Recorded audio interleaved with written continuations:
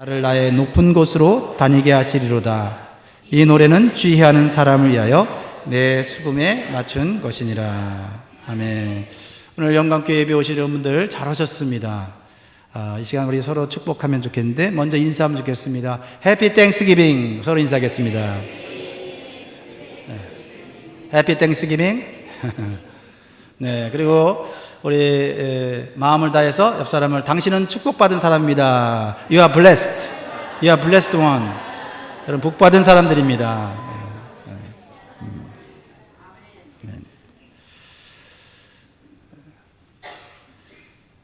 감사를 다른 말로 표현하자면 어떻게 표현할 수 있을까요?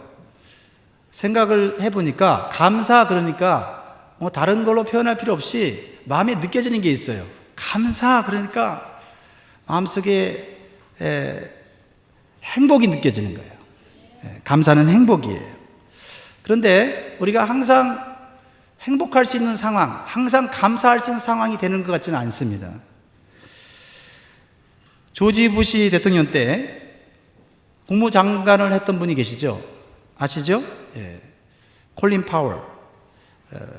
뉴욕 빈민가 출신이었는데 그가 차별과 가난을 극복하고 성공적인 삶을 살게 된 데에는 어떤 일화가 있습니다. 콜린 파월의 어린 시절 아르바이트를 하는 공장에서 그는 다른 노동자들과 함께 도랑 파는 일을 하고 있었는데 어떤 한 노동자가 삽에 몸을 기댄 채 내 임금이 너무 적다고 불평하고 있었습니다. 그리고 그 옆에는 또 다른 한 사람이 묵묵히 열심히 도랑을 파고 있었습니다. 그러고 나서 몇 년이 지났습니다. 몇 년이 지난 후에 콜린 파월이 그 공장에 또 아르바이트를 하러 갔는데 여전히 그 사람은 삽에 몸을 기댄 채 불평을 늘어놓고 있었습니다. 하지만 또 다른 사람은 열심히 일을 하고 있었는데 그는 지게차를 운전하고 있었어요. 그래서 몇 년이 지나서 그곳에 다시 갔을 때 놀라운 것을 발견했습니다. 삽에 기댄 채 불평을 늘어놓던 그 사람은 원인을 알지 못하는 병으로 그 직장에서 쫓겨나게 되었고 열심히 일하던 그 사람은 그 공장의 사장이 되었습니다. 이것을 직접 목격한 콜린 파월은 큰 깨달음을 얻게 되었다고 합니다. 같은 환경에서 일을 했던 두 사람의 차이를 알게 된 것이죠. 물론 불평하던 사람의 말이 아주 틀린 것은 아닙니다. 그 사람 말이 맞을 수도 있습니다. 그러나 그는 주로 직장에서 쫓겨날 때까지 불평하는 말만 했습니다. 그러나 성실하게 일한 사람은 불평할 일이 없었을까요? 불평할 일이 없었던 것은 아니지만 자신이 주로 일을 할 수 있다는 것에 감사하여 일을 하였다는 것입니다. 결국 자신이 주로 하는 말과 자신이 꾸준히 보여주는 태도에 따라서 인생의 행복과 불행이 결정된다고 하는 것입니다. 그래서 서양 속담에도 이런 명언이 있어요. 행복은 언제나 감사의 문으로 들어와서 불평의 문으로 나간다. 그래서 조심하라. 불평의 문으로 행복이 새어나간다. 기억하라. 감사의 문으로 행복이 들어온다. 감사의 관점에서 볼 때 세상에는 세 가지 유형의 사람들이 있다고 해요. 첫 번째 유형의 사람은 감사할 일이 있는데도 감사하지 않는 사람이 있다는 거죠. 아마 오늘 여기에 한 분도 안 계시라고 믿습니다. 오늘 감사 예배 드리러 왔고 감사한 것을 가지고 오늘 하나님께 올려드리러 왔으니까요. 둘째는 감사할 일이 있을 때만 감사하는 사람입니다. 셋째 사람은 감사할 조건이 없는데도 불구하고 감사를 하는 사람입니다. 오늘 본문에 나타난 하박국이라는 선지자가 감사할 조건이 하나도 없는데도 감사하는 삶을 살았고 감사하는 삶의 비결을 오늘 우리에게 가르쳐주고 있습니다. 아마 교회에 오래 다닌 성도라고 한다면 한 번쯤은 들어보았을 찬송의 기도, 기도의 찬송이라고 할까요?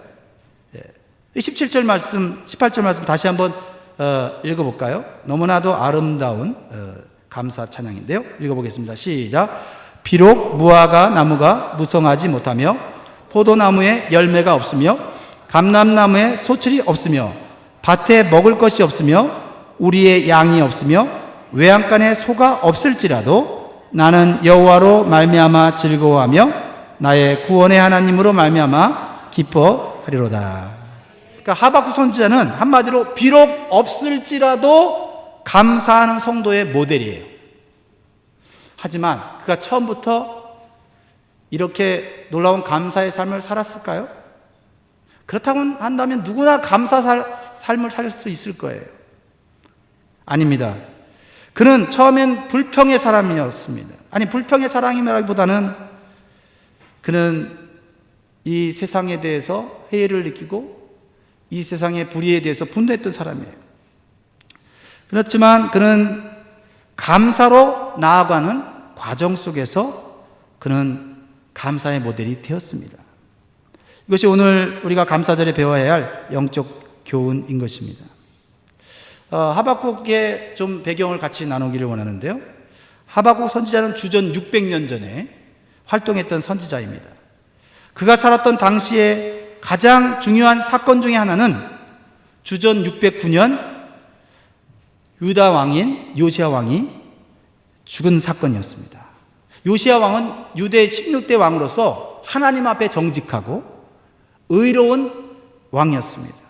그래서 그는 백성들이 하나님을 떠나서 우상 숭배하고 하나님을 반역할 때 종교 개혁을 일으키고 하나님의 말씀을 다시 회복하고 나라를 새롭게 하여서 나라가 풍요롭게 복을 받았습니다.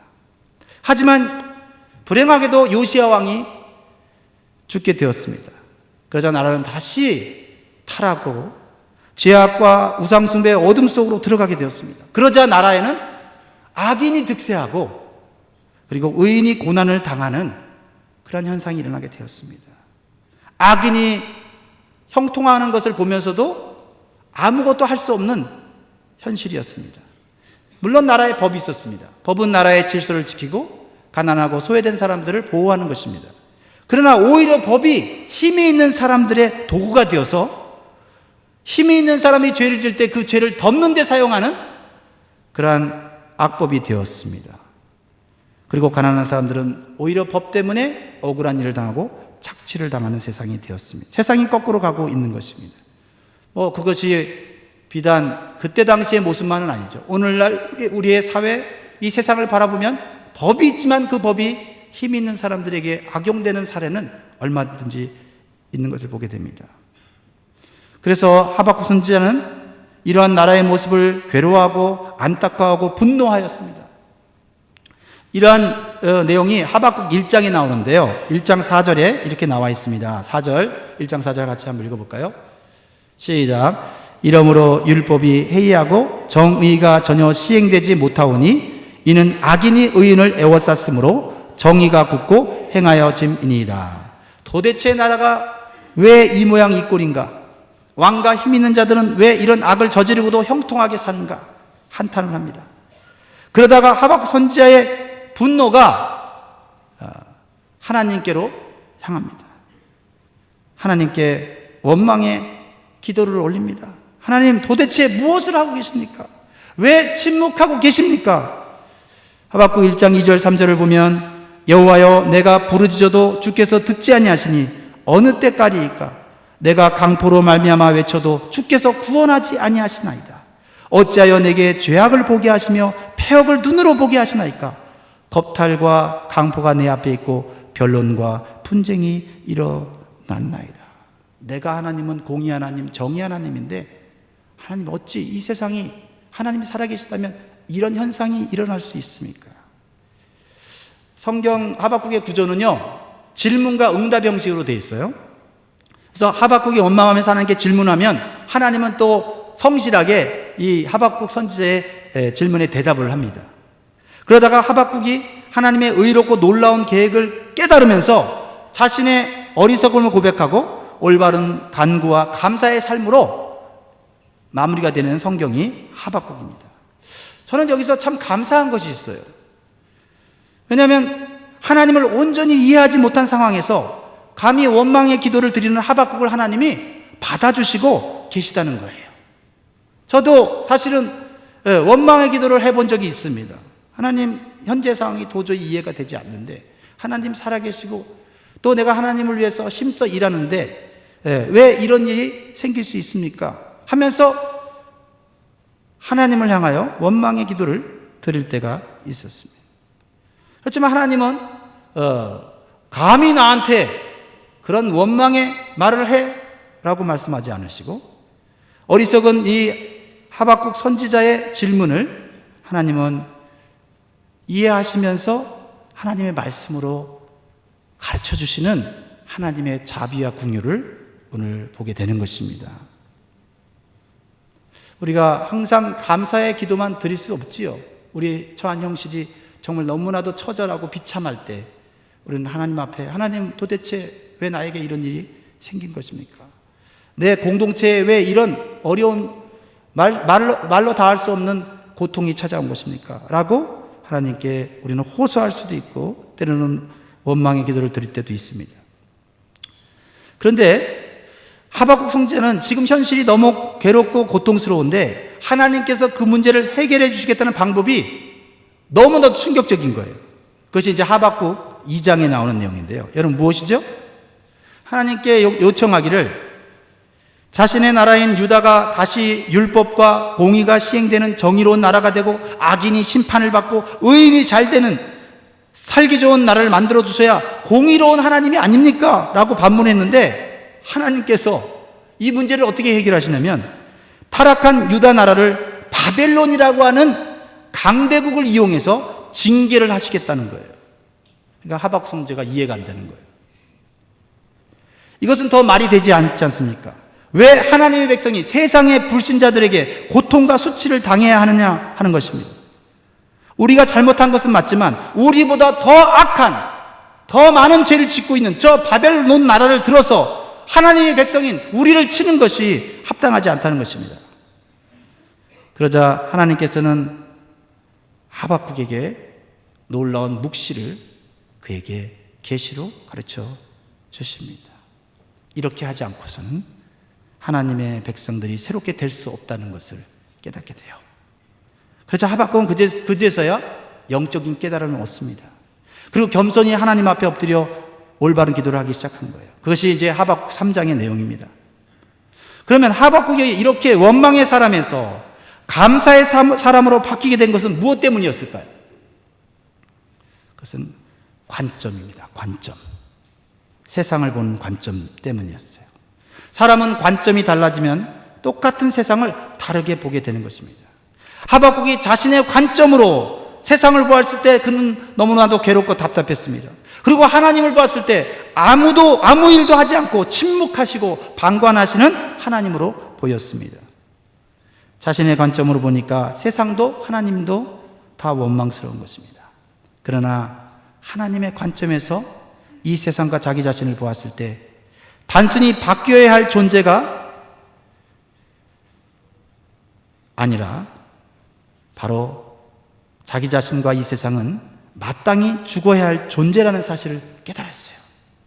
거룩하신 하나님 앞에서 어느 누구도 의롭다고 말할 수 없다는 것을 깨달은 것입니다. 그래서 다시 태어나야 할 존재라는 것을 깨달은 거예요. 하박국은 남들보다 좀 의롭다고 생각하고 이 세상이, 이 사람들이 왜 이렇습니까? 지적한 하박국 자신도 하나님 앞에서는 죽어야 할 존재라는 것을 깨달은 거죠. 누구도 거룩하신 하나님 앞에서는 살아있을 수 없다는 것입니다. 그래서 우리가 보통 그런 얘기를 하죠. 사람은 고쳐서 쓰는 것이 아니다. 그런 말 하죠. 죄인된 인간은 그때그때 고쳐서 쓰는 것이 아니라 죄인된 인간은 하나님 안에서 완전히 새롭게 태어나야 하는 것입니다. 한마디로 죽었다가 다시 태어나야 되는 거죠. 거듭나야 한다는 거죠. 본 어게인 해야 된다는 거예요. 왜냐하면 우리가 은혜 받고 좀 변화된 것 같다도 스트레스 받고 어려운 상황 가운데 우리가 들어가면 우리 안에 나도 모르게 또 죄악의 모습들이 나에게 불쑥불쑥 튀어나오지 않습니까? 순간순간 우리가 고쳐서 우리가 인생을 살아간다면 우리의 안에 있는 죄성은 완전히 사라지지 않을 거예요. 그래서 예수님께서 우리를 위해 그 고귀한 피를 흘려 십자가에서 대신 죽을 수밖에 없었던 것입니다. 그냥 예수님이 교육하시고 훈련하시고 그냥 겉면에서 우리가 바뀐다면 예수님이 십자가에서 죽으셨겠습니까? 하나님이 자신의 독생자 예수 그리스도를 우리에게 아낌없이 내어주셨겠냐고요. 그만큼 우리의 죄와 우리의 허물이 예수님이 죽어야만 되는 그런 흉악한 죄라는 것입니다.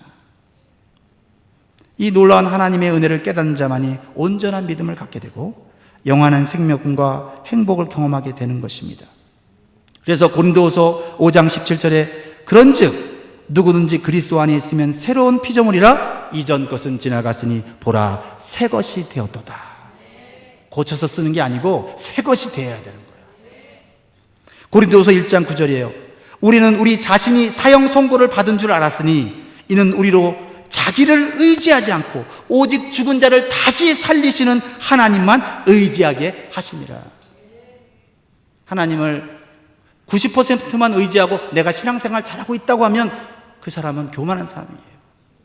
하나님을 100% 의지하면서도 하나님 나는 아직 부족한 사람입니다 해야 그 사람이 하나님 앞에 의롭다 여김을 받는 것입니다.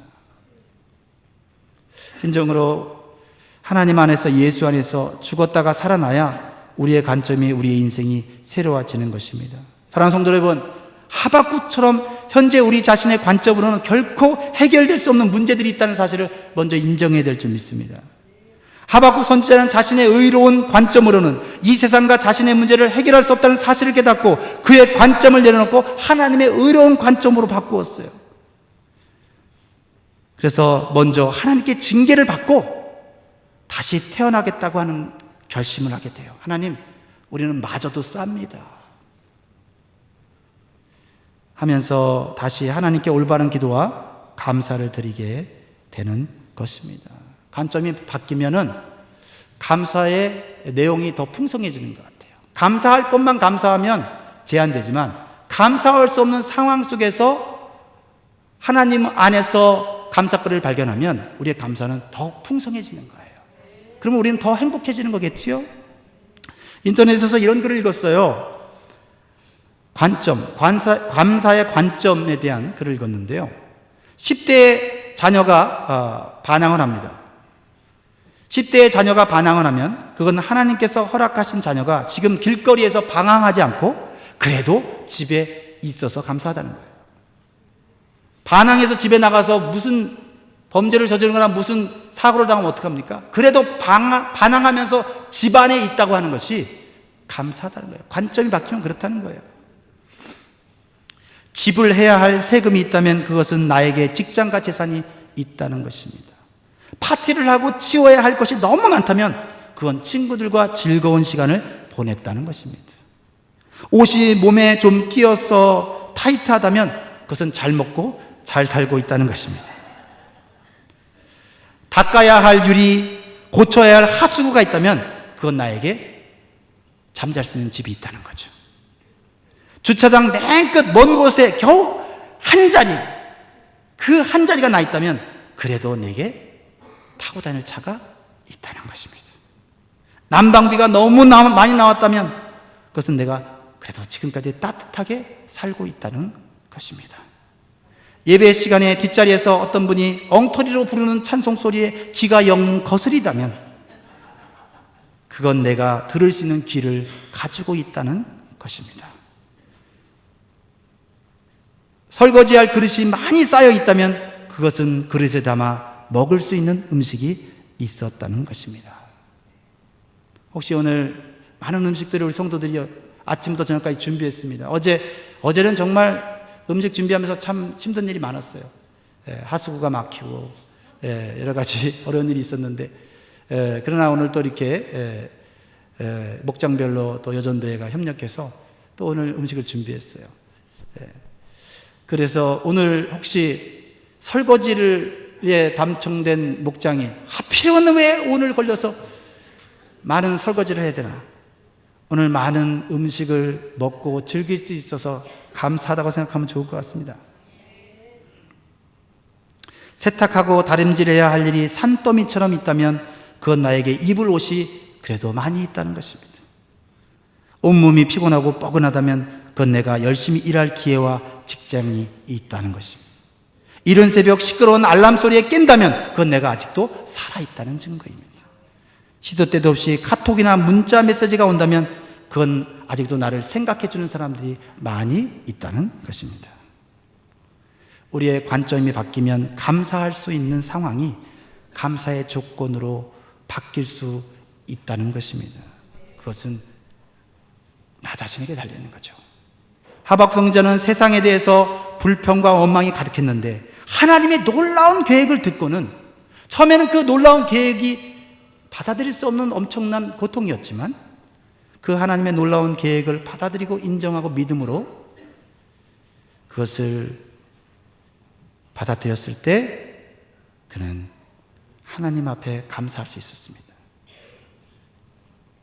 전쟁과 같은 큰 환난이 나라에 다가오고 있는데 그는 벌벌 떨면서도 그 입술에는 감사의 노래가 나오고 있는 것입니다.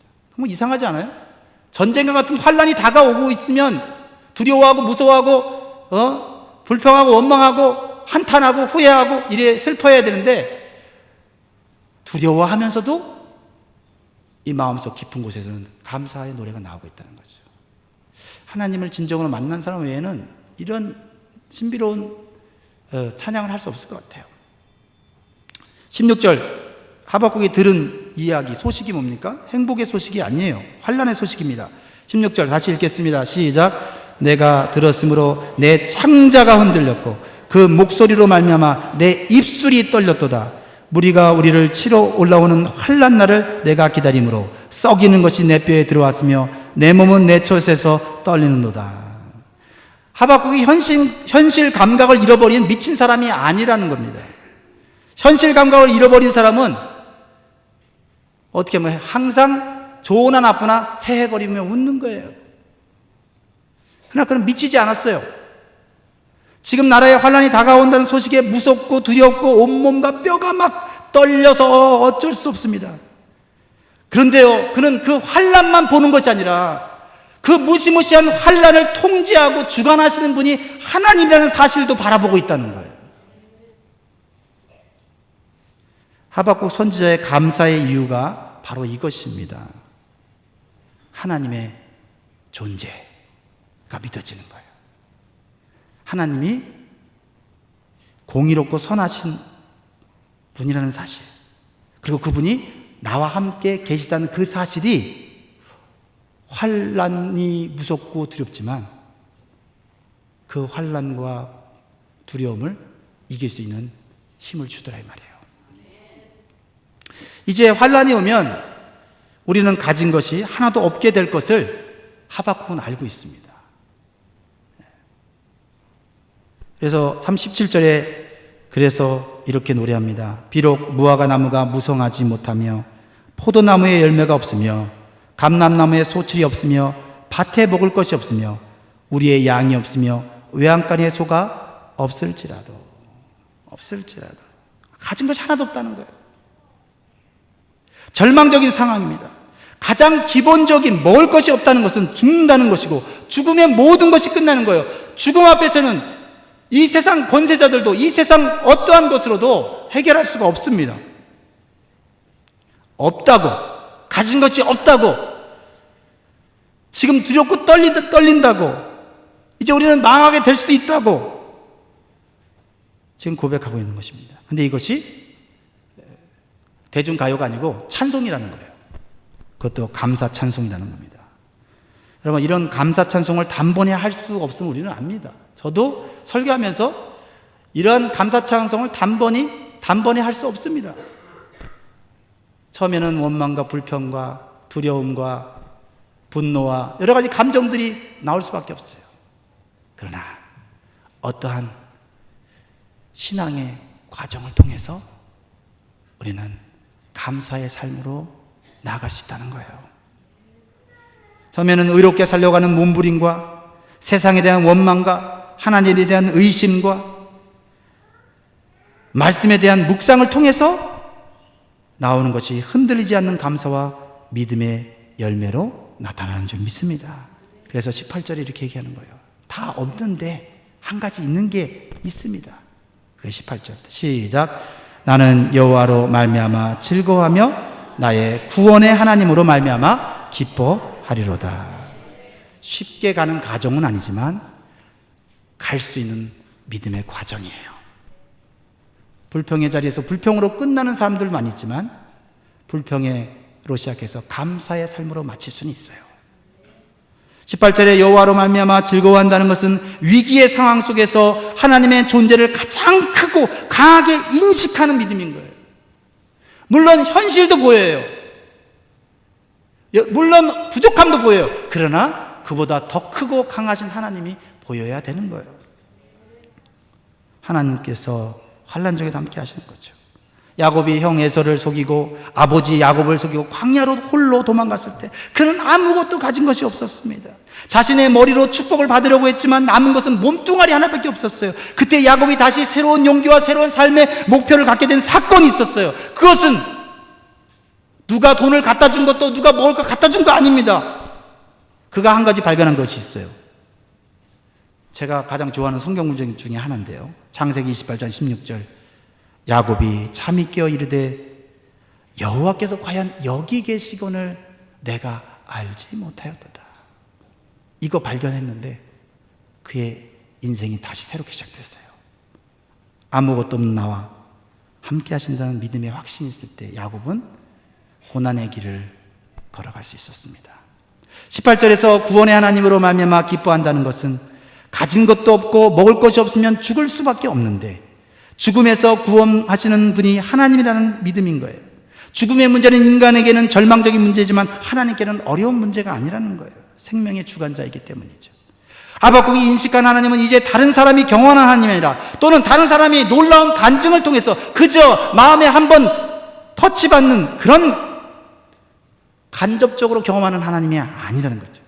이제는 나의 하나님, 뭐라고 합니까? 나의 구원의 하나님이라고 고백하고 있어요. 그것이 믿어지니까 감사와 찬송과 기쁨이 넘치게 되는 겁니다. 여러분이 믿는 하나님은 나의 하나님입니까? 아니면 다른 사람의 하나님입니까? 하박국이 가진 감사 이유 두 번째는 하나님께서 고통의 삶 속에서도 힘이 되어 주시기 때문에 감사하는 것입니다. 이제 하나님의 백성이 유다 나라는 죄악 때문에 큰 환난을 피할 수 없는 상황이에요. 그것은 하나님의 변할 수 없는 계획이에요. 유다 나라에 하나님의 징계가 오는 것을 어떻게 바꿀 수가 없어요. 이미 늦었어요. 하나님은 그것을 시행할 수밖에 없는 그러한 상황입니다. 그러나 하박국은 이 사실을 받아들이면서 한 가지 하나님 앞에 이 환난 중에도 고난 중에도 하나님께서는 은혜와 긍휼을 베풀어 주셨다는 사실을 붙잡은 거예요. 그래서 지금 큰 환난이 내게 다가오지만 여호와는 나의 힘이시라 고백하는 거죠. 그래서 하박국은 맹수가 다가올 때 발빠르게 움직여서 높은 곳으로 피하는 사슴의 이미지를 그리고 있어요. 19절 말씀 읽겠습니다. 시작. 주 여호와는 나의 힘이시라 나의 발을 사슴과 같게 하사 나를 나의 높은 곳으로 다니게 하시리로다. 이 노래는 지혜하는 사람을 위하여 내 수금에 맞춘 것이니라. 아멘. 환난 중에도 하나님이 힘이 되어 주시기에 환난을 극복할 수 있다는 겁니다. 하박국 선지자는 이 놀라운 사실을 발견하고 감사합니다. 그리고 환난을 허락하시는 하나님의 진실한 목적을 보는 겁니다. 나를 환난 중에서 땅에 아주 엎드러져 망하게 하는 것이 아니라 환난 중에서 나를 높은 곳으로 인도하신다는 것입니다. 결국 성도의 높은 곳은 어디입니까? 구원이고 천국이고 영생 아닙니까? 우리가 환난을 피할 수 없다면 환난을 하나님의 말씀을 따라 믿음과 인내로 잘 통과하면 정결하고 정금 같은 믿음의 성도로 거듭나는 줄 믿습니다. 예수님의 피로 날마다 씻은 흰옷을 입은 정결한 예수의 신부로 우리가 나아갈 때 천국 혼인잔치로 인도해 주시는 줄 믿습니다. 이것이 하박국 선지자의 절망 중에 감사의 이유인 것입니다. 여러분, 쐐기 아십니까? 쐐기 들어보세요. 쐐기? 우리가 흔히 쓰는 말 중에 꼼짝 못하게 쐐기를 박았다. 경기에서 이기지 못하도록 쐐기를 받는 골을 터뜨렸습니다 이러잖아요. 이 쐐기는 오래전부터 금속이나 나무나 만들어서 바위를 깨거나 여러분 이 두꺼운 통나무를 도끼로 자를 때 잘 안 잘라지지 않습니까? 그때 어떻게 하죠? 쐐기를 박잖아요. 쐐기를 박아갖고 뭐 있어요? 쐐기가? 이렇게 쐐기를 박아서 망치로 딱 때리면 그 두꺼운 그 통나무도 쫙 갈라지잖아요. 쐐기를 박으면 무너지는 거예요. 무너지는 거예요. 이런 글을 읽었습니다. 사단이 그동안 성도들을 넘어뜨리기 위해서 사용했던 모든 연장들을 경매에 붙이기로 했어요. 거라지 세일을 하는 거예요. 그동안 사단은 멋진 카페 뒤에다가 자기가 그동안 인간들을 미혹하고 망하게 하고 악하게 하고 타락시키는 데 사용했던 여러 가지 도구들을 진열해 놓았어요. 그 진열된 많은 도구 중에 은으로 만들어진 쐐기가 유난히 반짝거렸어요. 그러자 그 쐐기를 보고 누군가 마귀에게 물었어요. 도대체 저것은 무엇이며 어디에 쓰는 것입니까? 그러자 사단은 자랑스럽게 이렇게 말했습니다. 저 도구는 내가 가장 아끼는 것이며 또 가장 많이 사용한 것으로 저 쐐기의 이름은 절망의 쐐기입니다. 어떤 사람이 예수를 믿고 훌륭한 성도가 되면 그는 열심히 예수님을 위해서 봉사합니다. 그때 내가 절망의 쐐기를 그 마음에 빡 박으면 이내 절망하고 낙심하여 아무 쓸모없는 사람이 되고 말지요. 교만하게 얘기했습니다. 잠시 후 이 말을 듣게 된 사람이 혹시 그 절망의 쐐기를 사용해도 넘어가지 않은 사람이 없었나요? 그랬을 때 사단의 눈빛이 흔들리면서 대답하기를 머뭇거렸습니다. 그야 물론이지요. 그들은 매우 극소수이지만 내가 이 연장을 써도 절대로 넘어가지 않습니다.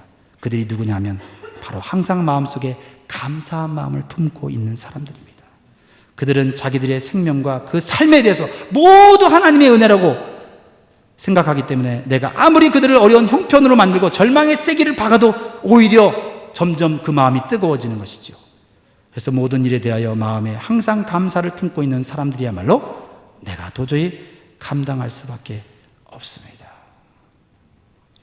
말씀 마칩니다. 사랑하는 성도 여러분, 요즘 감사할 거리가 더 없습니까?